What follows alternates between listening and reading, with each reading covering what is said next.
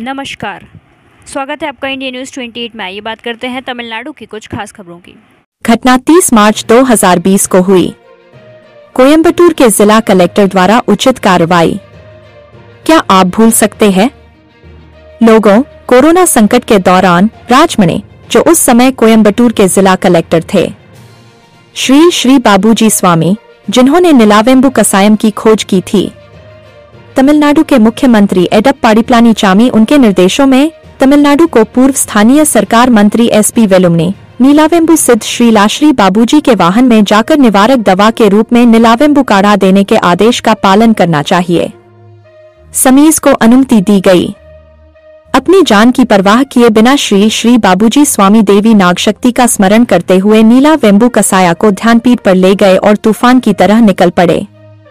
उनके साथ 21 लोगों की एक टीम बनाई गई थी। इन सभी ने हर गांव की सफाई की और पुलिस चेकपोस्ट पर कर्मचारियों को नीलवेंबु काढ़ा भी दिया गया। आज हमारे समुदाय के युवा जो फिल्म अभिनेताओं और अभिनेत्रियों को सिर माथे पर मनाते हैं, वे नीलवेंबु सिद्ध जगतगुरु श्री बाबूजी स्वामी के बारे में जान गए हैं। उनकी कड़ी मेहनत, आत्मविश्वास और दृढ़ता के कारण, हालांकि वह एक अध्यात्मवादी हैं, उन्होंने कई देशों में सिद्ध औषधीय जड़ी बूटियों पर शोध किया है। उन्होंने अपनी ध्यान शक्ति के माध्यम से दुनिया में आने वाली सभी घातक बीमारियों के लिए जड़ी बूटियों की खोज की है।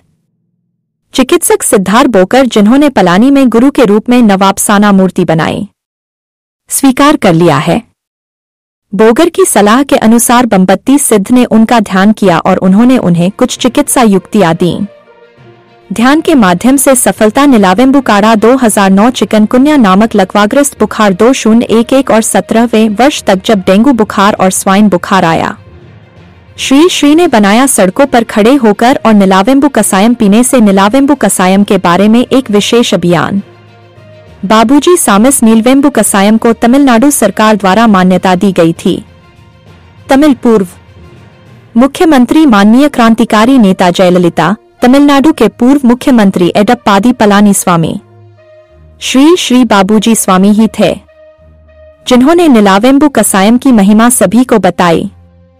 जब श्री बाबूजी स्वामी अध्ययन में शामिल थे नीलावेंबु कसायम का, दुनिया भर के ड्रग माफियाओं ने उन्हें कई बार परोक्ष रूप से और कुछ लोगों के माध्यम से सिद्धार्थ बाबूजी के देगा कि वे भी वल्लुवा की अच्छे कर्म करने की प्रतिज्ञा के अनुसार अच्छे होंगे। क्या हम ऐसे विशेष श्री बाबूजी स्वामी के साक्षात दर्शन करें और आशीर्वाद प्राप्त करें? उनकी कृपा दुनिया भर में विभिन्न स्थानों पर है, लेकिन विशेष रूप से तमिलनाडु में कोयंबटूर के मालुमिचंबत्ती गांव में नागशक्ति अम्मन ध्यान पीदाम हमारे लिए आशीर्वाद देता है।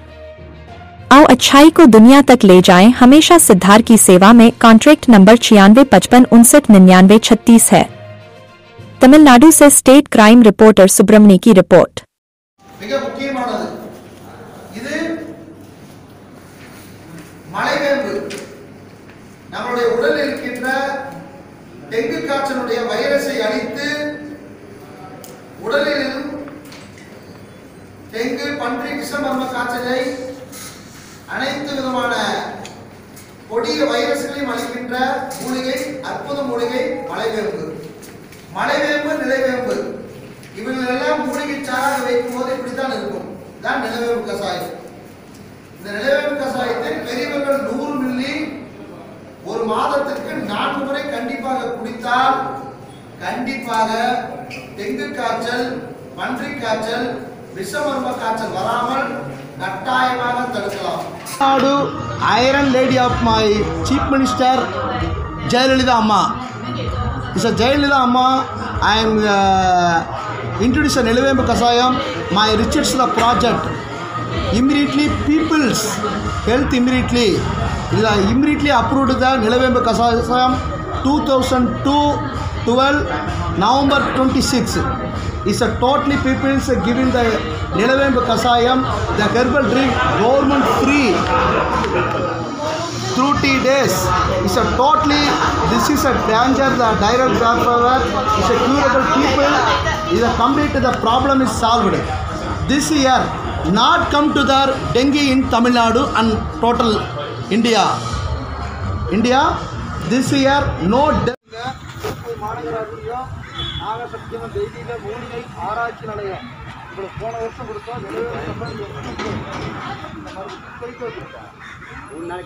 தெய்வீக மூலிகை ஆராய்ச்சி பயிற்சி நிலையம் அம்மனின் அருளையும் பாபுஜி சுவாமிகளின் புகழையும் உலகம் அறியச் செய்தது.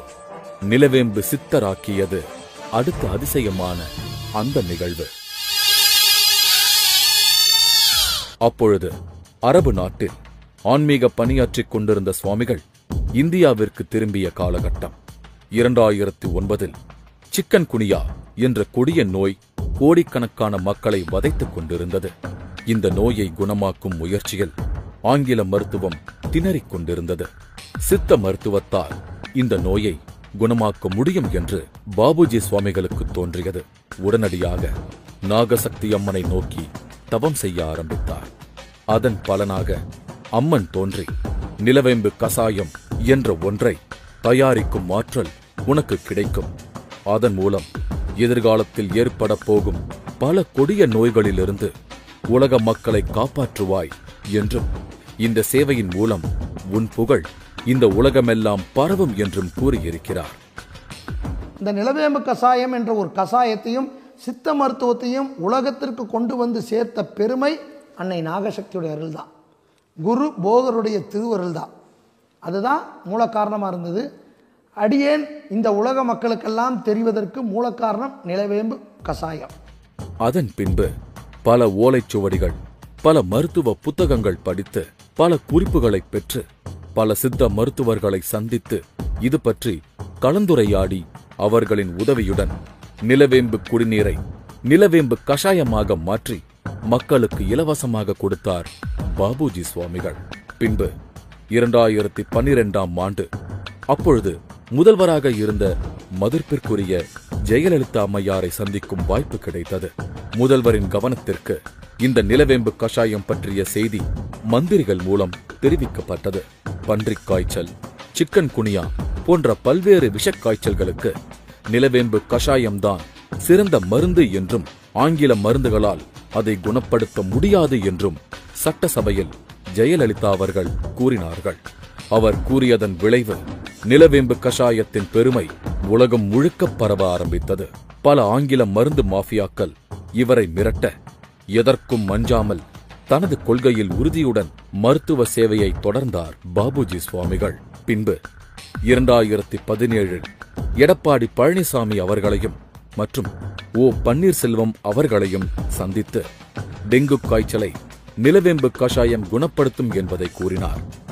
அவர்கள் ஆங்கில மருத்துவமனைகளிலும் அரசு பொது மருத்துவமனைகளிலும் நிலவேம்பு கஷாயம் கொடுப்பதற்கு உத்தரவிட்டார்கள். 2020ஆம் ஆண்டில் கொரோனாவின் கோர தாண்டவம் மக்களை கொடூரமாக வதைத்துக் கொண்டிருந்த நேரம், ஊரடங்கு கொடுமையான அமலில் இருந்த பொழுது தமிழகம் முழுவதும் சென்று பொதுமக்களுக்கு நிலவேம்பு கஷாயம் வழங்குவதற்கான அனுமதி கிடைத்தது.